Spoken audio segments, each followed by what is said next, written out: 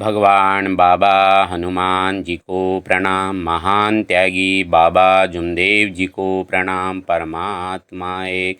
नमस्कार जी, मैं जयदेव धांडे और हर दिन की तरह मेरे इस यूट्यूब चैनल पर आप सभी मेरे प्यारे सेवक भाइयों का हार्दिक स्वागत कर रहा हूँ। मेरे प्यारे सेवक भाइयों, हम अलग अलग विषय पर चर्चा करते हैं। आज भी एक नए विषय को लेकर हम डिटेल्स में चर्चा करेंगे। और जो हमें व्हाट्सएप पे सवाल किया था मेघा कातोरे जी, हमारी सेविका दीदी है दिल्ली से, उन्होंने बहुत ही सुंदर सवाल किया था क्रोध के ऊपर। क्योंकि हमारे जीवन में ये हर दिन हर पल कभी भी सामने आ सकता है और क्रोध जो है ये हमारे मार्ग में इसको बंद करना है, इससे दूर रहना है। और बाबा ने कहा है कि हर नर नारी को अपना अहंकार है और ये अहंकार ही सारे दुखों का और परेशानियों का कई बार कारण बन जाता है।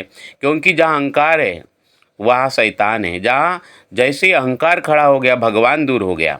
और इसलिए इस मार्ग में जो विनंती और जो सुबह की विनंती है ये अहंकार को मारने के लिए है। और अहंकार मर गया, मैं मिट गया। जहाँ मैं मिट गया वहाँ भगवान ही बच गया और कुछ नहीं बचेगा। तो ये जो क्रोध है ये एक नदी की तरह है।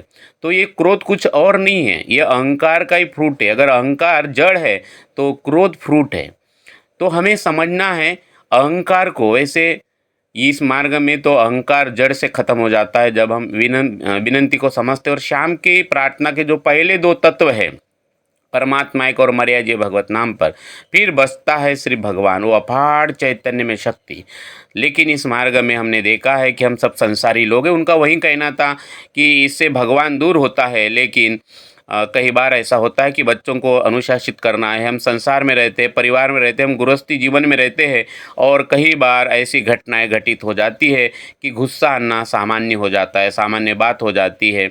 और आज तो ये भागदौड़ भरी ज़िंदगी है जहाँ तनाव ही तनाव है, निराशा है, गुस्सा आना बहुत स्वाभाविक बात है, सामान्य बात है।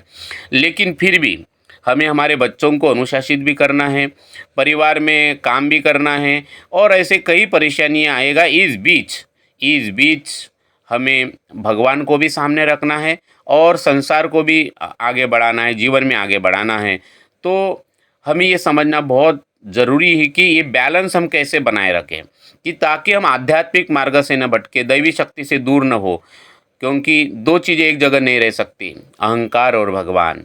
हमें समझना बहुत ज़रूरी है। और इसलिए इस मार्ग में सुबह की विनंती अहंकार को नष्ट करने के लिए, हमारे मैं को मारना है।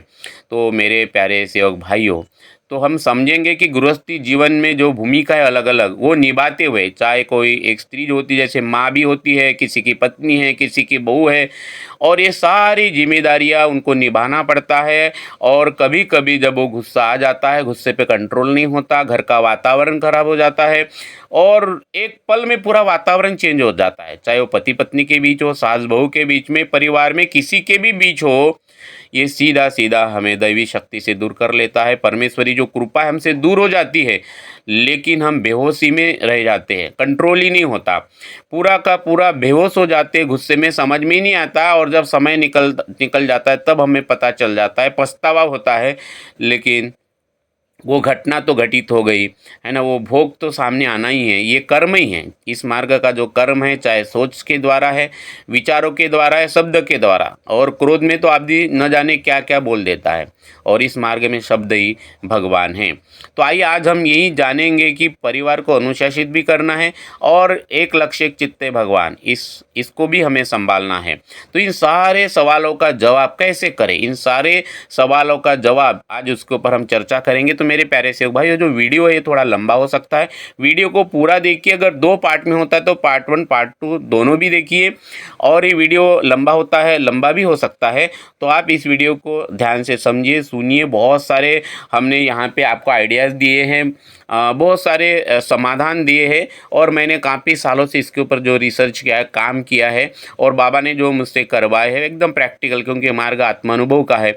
तो हमें नहीं मालूम ये कितना लंबा वीडियो बनेगा, लेकिन हम डिटेल चर्चा करेंगे और बहुत सारे प्रयोग बताएंगे कि किस प्रकार से हम इसमें हम बाहर निकल सकते हैं, या क्रोध को हम समझ सकते हैं, बैलेंस कर सकते हैं इसको जीवन में, या इस क्रोध को हम हमारी ताकत बना सकते हैं। इसको हम ताकत भी बना सकते हैं। जैसे इस मार्ग में दुख नहीं होता तो भगवान नहीं मिलते, तो आपकी शराब ताकत बन गई, शराबी शराब मुक्त हो गया, आपकी बीमारी ताकत बन गई जैसे इस मार्ग में आने के पहले, और बीमार आदमी बीमार मुक्त हो गया, रोगी रोग मुक्त हो गया, भोगी आदमी भोग मुक्त हुआ, क्योंकि आपके अंदर में ईंधन है। कोई भी ईंधन हो, चाहे वासना का हो, गुस्से का हो, क्रोध हो, ईंधन है। अभी ईंधन का उपयोग आप घर जलाने के लिए करते हो कि रास्ता बनाने के लिए या ऊपर उठने के लिए करते हो, तो ये ऊर्जा है। लाइफ कुछ नहीं है, समय ये हमारा जो जीवन है पूरा ऊर्जा है। शरीर ऊर्जा है, मन चित्त बुद्धि ऊर्जा है। ऊर्जा इसलिए कि अपार चैतन्य में शक्ति, कोई व्यक्ति नहीं है। बाबा ने उसको चैतन्य में शक्ति के रूप में देखा। वो अपार चैतन्य में शक्ति, बाबा कहते मैंने उसको नज़दीक से देखा, और वही चैतन्य में शक्ति ने बाबा की आत्मा को जागृत किया, और वो शब्द बाबा ने अपने कानों से सुना। तो हम समझेंगे इस क्रोध को। तो आइए कि हमारे जीवन में जो क्रोध कई बार नुकसान पहुंचाता है, तो इसको बिना नुकसान पहुंचाए हम कैसे नियंत्रित करें। तो क्रोध को समझना बहुत ज़रूरी है मानव धर्म की दृष्टि से, और मानव धर्म में इसका कोई स्थान नहीं वैसे, है ना। इसलिए सुबह के विनंती और प्रार्थना के दो तत्व बहुत ज़रूरी है। और हम अगर इस मैं को मार दिया, अहंकार की जड़ें नष्ट कर दिए, तो फिर एक क्रोध नामी जो फल है ये नहीं होगा। क्योंकि हम बोलते हैं किसी के अहंकार को ठेच पहुँचे, और अहंकार को ठेच तब पहुँचती है जब कोई आदमी बाहर की दुनिया से एक तरफ काम वासना, काम का मतलब होता है बहुत सारे, काम का मतलब होता है पद की कामना, धन की कामना, लोभ की कामना, अपने आप में अपेक्षाओं की कामना, ऐसे बहुत सारी चीज़ें, इसी का नाम अहंकार है। और फिर इसी से जब इसको ठेच पहुँचती है, फिर वहाँ पे क्रोध का जन्म होता है, वहाँ पे फिर क्रोध का जन्म होता है। और यहाँ पे क्रोध को बिल्कुल स्थान नहीं है। इसलिए 5वें नियम में इसको बंद करना है, गुस्से को बंद करना है, क्रोध को बंद करना है। तो आइए हम पहले समझते कि क्रोध है क्या। क्या ये कोई बुरी भावना है? तो बाबा जुमदेव जी कहते कि हमारे इस मार्ग में कोई बुरी भावना नहीं। जहाँ बुरा है वही भगवान बाबा ने देखा है, जहाँ कीचड़ है वही बाबा ने कमल का फूल बनाया है ना। अरे भाई, शराबी को शराब मुक्त किया बाबा ने, और वो गंगाराम जी रंबाट को बोला कि जिसको तुम शैतान कहते हो, शैतान नहीं, वो भगवान है ना। तो मानवी शैतान, मानवी भगवान। तो वो जो ऊर्जा है ये कोई बुरी भावना नहीं है, ठीक है। तो बाबा जुमदेव जी कहते हैं ये अलग बाकी जितनी भी भावना है वैसे क्रोध भी है, ये स्वाभाविक प्रतिक्रिया है। जब भी हमारे अहंकार को ठेस पहुँचती है, हम जो प्रतिक्रिया देते हैं, क्रिया नहीं करते, प्रतिक्रिया देते हैं, तुरंत देते हैं, क्योंकि आदमी उसमें होश में नहीं, बेहोशी में रह जाता है। तो इसमें गलत क्या हो रहा है हमें समझना बहुत ज़रूरी। तो हम बेकाबू हो जाते हैं, बेकाबू हो जाते हैं, गुस्सा बाहर निकल आ जाता है, क्रोध बाहर निकल आ जाते हैं। फिर कितने भी अच्छे रिश्ते हो, रिश्ते खराब हो सकते हैं, मन की शांति खत्म हो सकती है। इतना ही नहीं, भगवान तुरंत दूर हो सकता है, आध्यात्मिक जीवन को भी नुकसान पहुंच सकता है। हमें समझना बहुत ज़रूरी है। अंदर से आदमी पूरा खोखला होता है क्रोध से, जिनको बार बार चिड़चिड़ाहट होती है, गुस्सा आ जाता है, ये इन लोगों के लिए आज का वीडियो है। आप इसको अच्छे से समझिए। हमारा जो मानव धर्म है, तत्व शब्द नियम है, वैसे आप इसको अगर इसमें डूबते हो, पहले प्रार्थना के दो पहले तत्व, भगवत प्राप्ति के लिए, निष्काम कर्मयोग साधने के लिए, जो बाबा ने जो तत्व दिए, इससे अगर कनेक्ट हो जाते, एक लक्ष्य एक चित्त भगवान, और सुबह के विनंती, तो हमें ये समझना बहुत ज़रूरी है कि क्रोध क्यों आता है। थोड़ा हम इनके मुख्य कारण पे भी चर्चा करेंगे।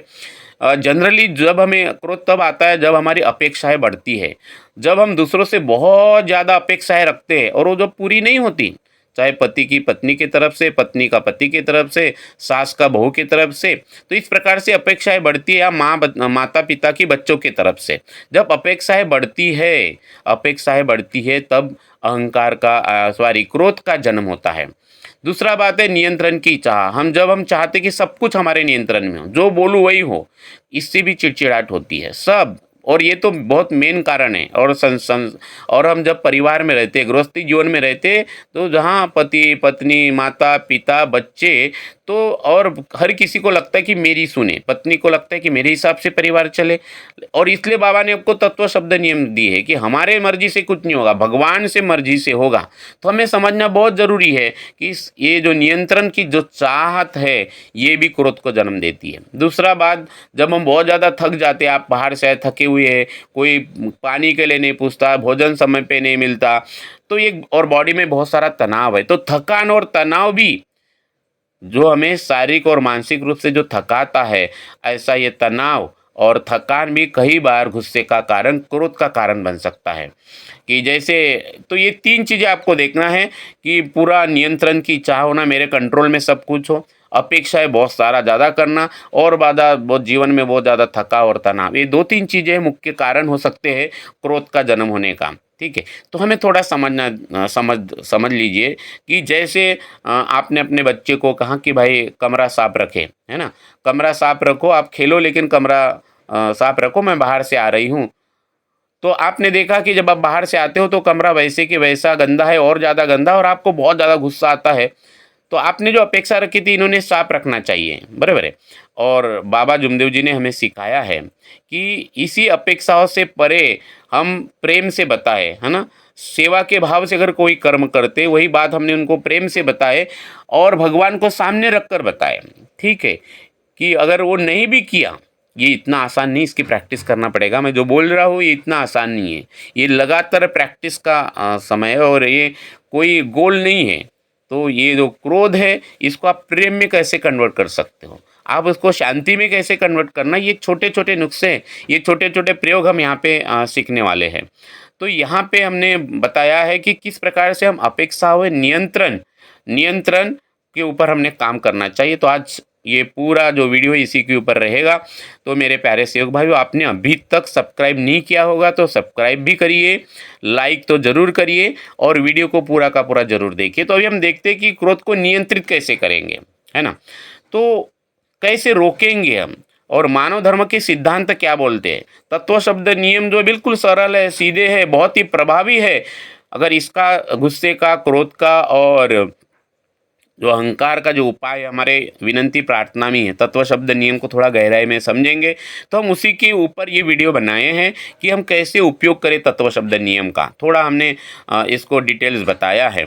तो बाबा जुमदेव जी ने हमें सिखाया है कि हमें प्रतिक्रिया नहीं देना है। सबसे पहली बात, जब आप कोई बात निकलता है और आपको लगता है कि ये गुस्से वाली बात हो गई, है ना? ऐसे होते हैं परिवार में कि कोई ना कोई सास, कोई ऐसा मुद्दा निकल जाती है कि बहू को गुस्सा आ जाए।